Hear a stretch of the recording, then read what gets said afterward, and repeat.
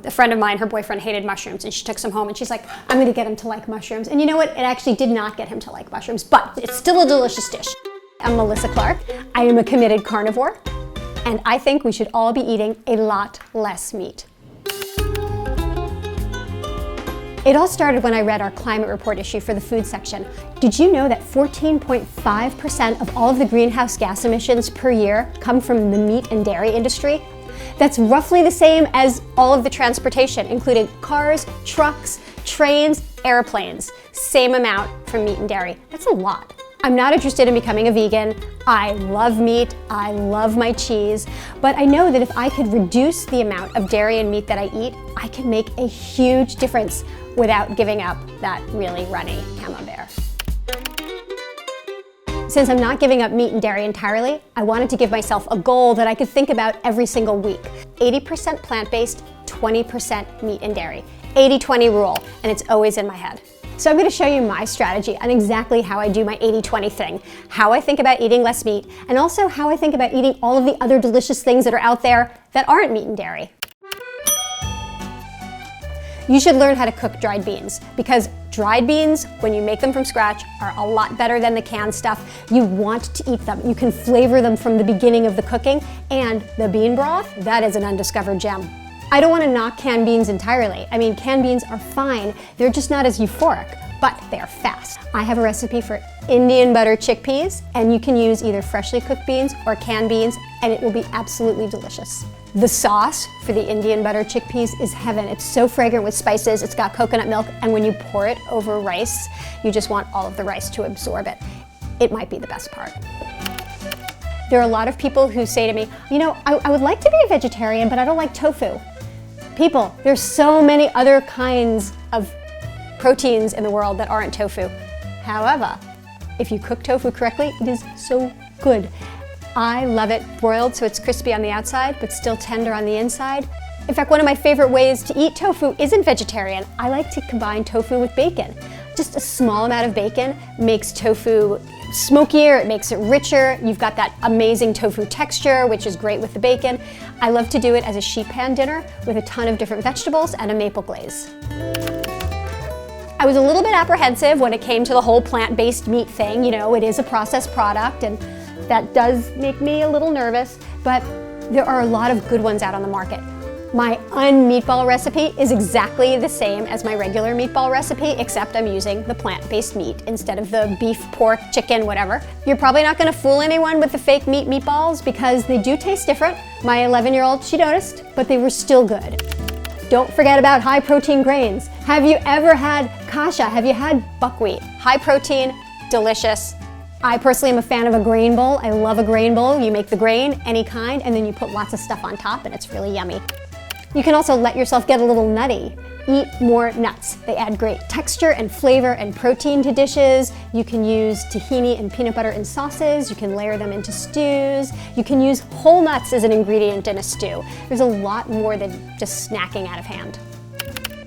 And then remember the egg. Don't forget about eggs. We here in the States think eggs for breakfast. Eggs are great for dinner. They're great for lunch. Tons of protein, so delicious, pretty low carbon footprint.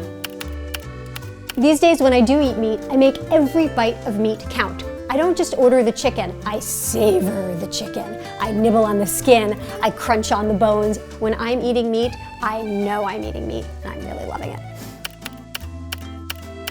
Don't worry about protein. If you're getting enough calories in your diet, you are probably getting enough protein. Protein is everywhere, it will find you. Just eat a balanced diet. Don't eat a lot of crap.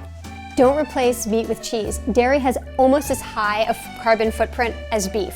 So think about little ways that you can replace some of the dairy, like oat milk, almond milk, maybe try vegan cheeses. I'm becoming a convert. There are a lot of ways to limit the amount of dairy without giving it up. However, there's nothing to replace butter. Just eat less of it.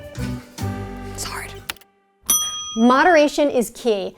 When you do eat meat, use meat where it counts. You know, like a little bit of salami, a little bit of prosciutto goes a long way. I make a mushroom bourguignon, so it's all mushroom. There's no beef in it, but I just use a little bit of beef stock, and it just heightens the flavor. I mean, it's still delicious if you use mushroom stock, but that little bit of beef stock really just takes it to the next level.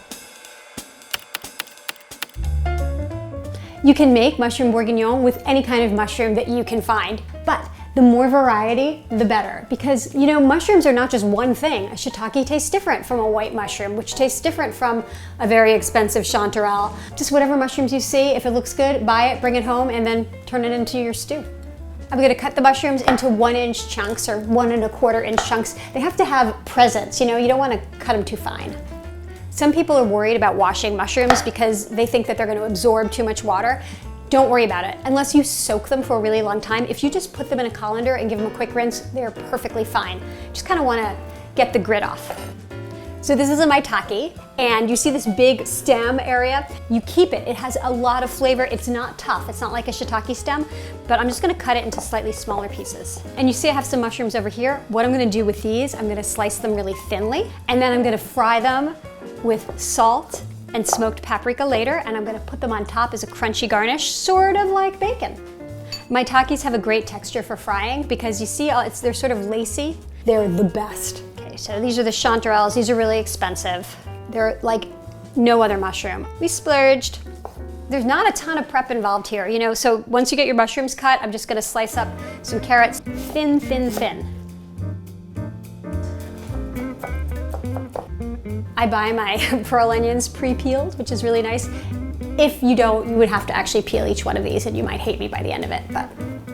So I've minced some of the garlic, and then I'm gonna grate up this one garlic clove because I'm gonna add it to the stew right at the end. Because I put garlic in everything all the time as many ways as I can.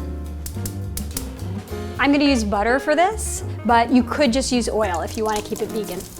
Depending on how big your pot is, you can add half the mushrooms and onions, or maybe you should do thirds. This one's a little bit small, so I'm just gonna do thirds. So a third of the mushrooms, a third of the onions. I'm gonna have to add more butter. Oh well. What I wanna do is I wanna get a really dark brown caramelization on these mushrooms and these onions. And if you put too much stuff in the pan, it's just gonna steam and it's just never gonna get brown. Also, don't move them around too much. Maybe you could press on them a little. Gina, can you hear the squeak? That's that mushroom squeak. Listen. Shiitakes are especially verbal.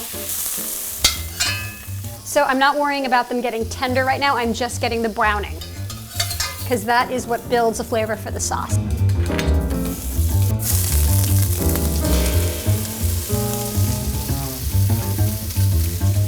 It's going to have lots of richness. Garlic just for a few seconds, like get it garlic scented in the room. Now, the tomato paste is another one of those umami flavor builders, really important. This cute little spatula, is that not the cutest thing ever? Flour is gonna thicken the sauce, so I'm gonna put it in, cook it for a few seconds so it doesn't taste floury anymore, and then add the liquid. Some kind of broth, beef, mushroom, vegetable, tamari. Just adds that like kind of caramelized meaty flavor to things. You can use soy sauce. I like tamari. I think it's a little bit richer than most of the soy sauces I get, but whichever. And then my herbs go right in there. I forgot to put pepper in. Pepper. It's really important. You know, it's like you think, oh, I could skip the pepper. You can't. And I'm gonna let it simmer for 25 to 35 minutes until the onions and the mushrooms are tender and then the sauce is thick. And then we're gonna put it on egg noodles and then we're gonna eat it. Stew is almost ready. There's like a few minutes left. So I'm gonna fry the mushroom garnish. And this is totally optional. The stew is delicious without it, but I wanted to give it like a bacon-like, crunchy, smoky component. So I'm gonna fry mushrooms in butter. That's a beautiful one. And add smoked paprika. It's so good. I could just eat this. I could just snack on fried mushrooms with salt and smoked paprika, and my mouth is watering right now. Okay, so these guys are done. Noodles are cooked. And then, oh, and I'm gonna add this garlic. You know what, I like garlic, so naturally, if I add more garlic, I'm gonna like it. If you don't like garlic, you don't have to add it.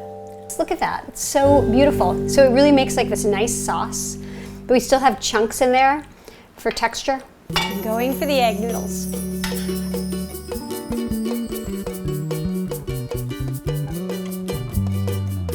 So this is pretty much exactly the way I wanted it. You've got, the mushrooms are tender, they're thick and rich. The sauce is just glossy and perfect. We've got those gorgeous pearl onions that are caramelized, and then the crunchy mushrooms on top. We should all be eating more vegetables all the time because vegetables are delicious. They deserve to be at the center of our plate. You serve it at a fancy dinner party and nobody says, "Where's the beef?" I think the French might be a little sad they didn't invent mushroom bourguignon.